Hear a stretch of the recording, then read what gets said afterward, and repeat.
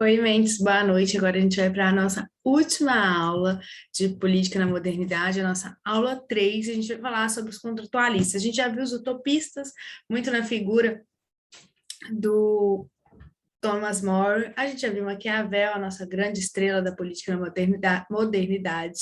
E agora a gente vai falar sobre os contratualistas, né? E os contratualistas, entre eles, a gente já tem os iluministas, que é o grande movimento intelectual que fecha a modernidade. A gente pode falar que a gente começa com a modernidade lá com os renascentistas, né, em questão de produção de conhecimento, a gente termina com os iluministas. Ambos têm fatores que levam ao centro comum deles, eles ambos rejeitam a ideia do medievo, ambos valorizam a razão e as sociedades clássicas ocidentais, que são Grécia e Roma.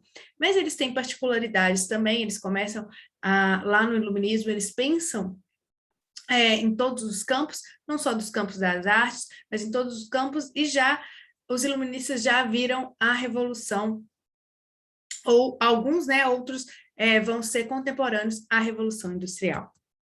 Então, a política moderna, né, a gente sempre fala que ela supera aquela ideia do poder eterno, agora o poder, ele acaba. E muitas vezes ele acaba porque o governante não sabe governar, vou lembrar de Maquiavel, ou porque o pacto social, o contrato social é quebrado, vamos falar aqui dos contratualistas, a gente já repassou esses slides nas aulas anteriores, vamos falar agora, focar nos contratualistas. É importante lembrar aqui que os três que a gente vai ver, tanto Hobbes quanto Locke e Rousseau, né? Os três, eles vão falar de estado natural e estado social, que são coisas diferentes. Para Hobbes e para Locke, para Hobbes e Rousseau, perdão, existiu o estado natural, que era uma pré-sociedade, vamos dizer assim, algo antes das sociedades serem formadas, existia isso que se chama de estado natural, onde as pessoas viviam, tinham suas próprias leis, suas próprias vivências.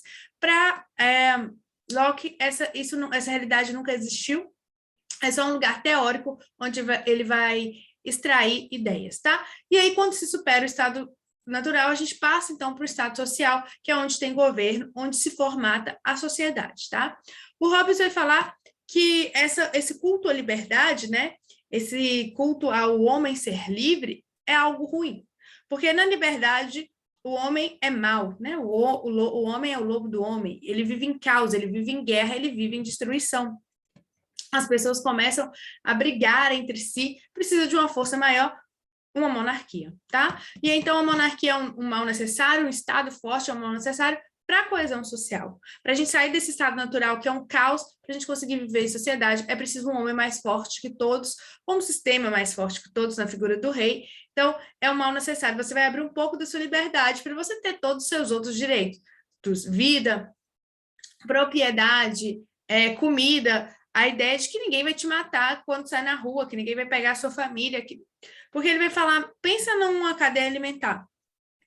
É assim que os homens vivem, né? Eu não sei se ele tinha essa ideia de cadeia alimentar, mas olha, por exemplo, um leão. Quando chega um leão mais forte do que o leão anterior, né? Ele mata o leão e pega tudo dele. Então, os homens estão propícios aí, os homens são animais, eles acabam fazendo isso. Então, é melhor superar esse estado, perder um pouco de liberdade, esse caos, esse mal que a gente vive socialmente, para entrar no estado social mais tranquilo, onde as guerras há guerras, mas a guerra é liderada por um governante forte, onde o impacto social, então, é feito, porque o Estado vai restringir a liberdade, mas essa restrição vai garantir o seu bem mais comum, o seu bem mais precioso, desculpa, que é a vida, tá?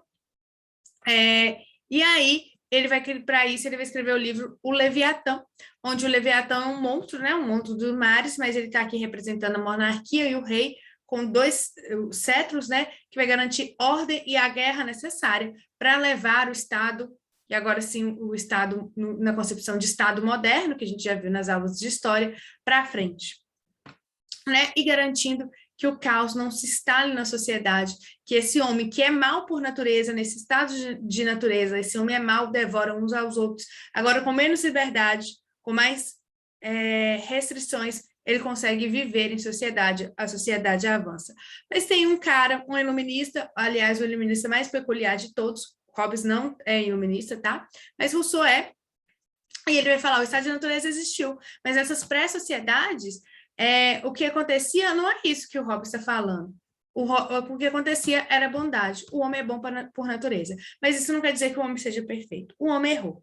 E um erro do homem desencadeou todas as outras coisas. Rousseau, ele é bem centrado no mito do bom selvagem. Ele vai olhar aqui para as Américas, para as aldeias indígenas da América que está sendo recém-descoberta, os ameríndios, e ele vai olhar e vai falar assim, olha, é assim, tá vendo? Na sociedade eles não têm propriedade privada, por isso que funciona também. Então, desde esse spoiler, o erro do homem foi ter feito a propriedade privada. Quando o primeiro homem demarcou um pedaço de terra e falou, essa terra é minha, e os outros acreditaram nisso, aí começou a dar bagunça. Por quê?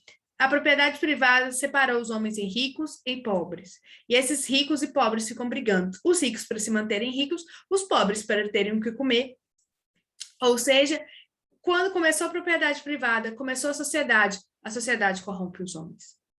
O bem, então, que existia, para de existir. E aí agora é preciso o Estado. Porque não dá mais para Rousseau, não dá para ele... Desculpa, para Rousseau já não dava mais para superar a propriedade privada. A propriedade era um fato ruim, mas era um fato. Não dá para superar. O que o Estado tem que fazer? O Estado tem que lidar com isso para diminuir os danos que a propriedade privada causa na sociedade. E aí ele fala que a solução, então, é reinventar a democracia. Não a democracia grega de poucos, mas a democracia baseada na vontade geral. Não na vontade da maioria, na vontade geral. Todos têm que estar em consenso que aquilo vai levar para o melhor. Então, política para Rousseau é atendimento das demandas sociais para a diminuição dos conflitos. Então, é diminuir a pobreza, é diminuir a desigualdade. Muita gente vai falar que o Rousseau é socialista, esse conceito está errado, o socialismo é só lá no século XIX, tá? Então, a gente não, é um anaforismo histórico a gente falar que o Rousseau é socialista, mas sim, ele começa a discutir formas de superar essa desigualdade social capitalista. E o homem tem direito a reivindicar o poder sempre, porque a democracia é para o povo e a vontade geral.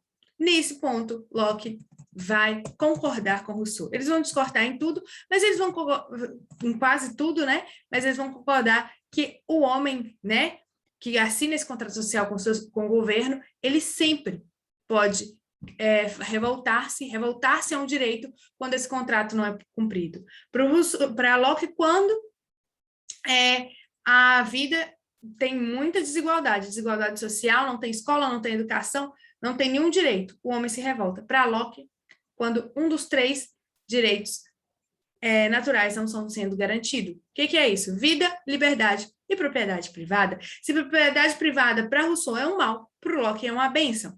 Só que, diferente de Hobbes e de Rousseau, o Locke vai falar que o estado da natureza nunca existiu.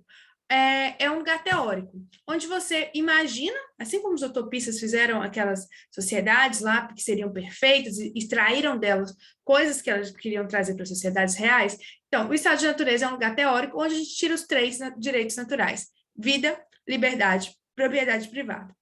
O Estado tem que garantir esses 3 direitos. Quando um dos 3 direitos é ameaçado, o ser invoca dentro de si o direito à guerra, para proteger os direitos naturais. É um direito do ser humano fazer guerra, tirar o governante do poder, se ele não está garantindo nem vida, nem liberdade, nem propriedade privada, ok? A revolta é uma revolta justa.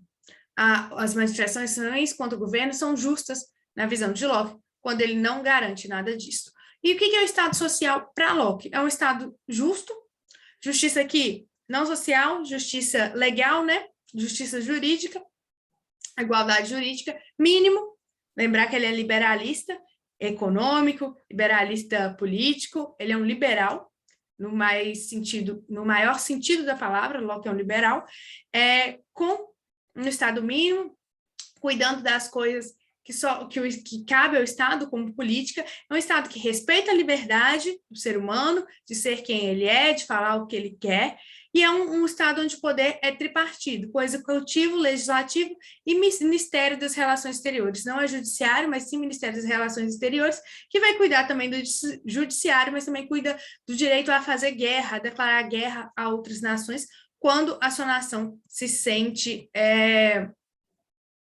como que fala? Se sente ameaçada. Eu coloquei uma frase do Locke: ninguém deve causar mal à vida, saúde, liberdade ou propriedade do outro. Se ele faz isso, ele tem que ser retirado da sociedade, ele tem que ser punido. E o Estado tem que garantir esses 3 direitos naturais. É isso, a gente termina a política moderna aqui. Foi rápido, mas eu espero que as ideias centrais tenham sido guardadas dentro dos utopistas, Maquiavel e agora os contratualistas. A gente se vê na próxima corrente filosófica. É sempre um prazer estar com vocês. Até mais!